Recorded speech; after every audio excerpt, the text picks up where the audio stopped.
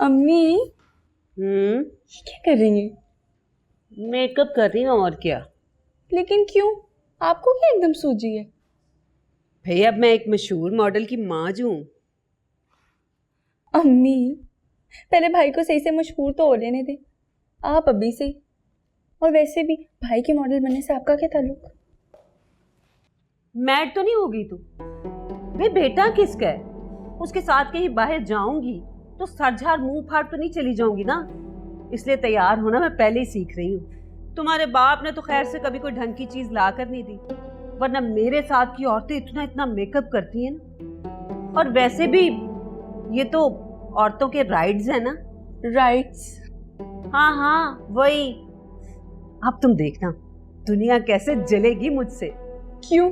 भाई से चलेगी, आपसे क्यों चलने लगी? बच्चा तो मेरा ही है ना, मैं अगर पाल पोस कर उसे बड़ा ना करती तो वो ये सब कुछ कैसे करता। हाँ वैसे ये बात तो बिल्कुल ठीक है, मेरी सिंपल सी है वो।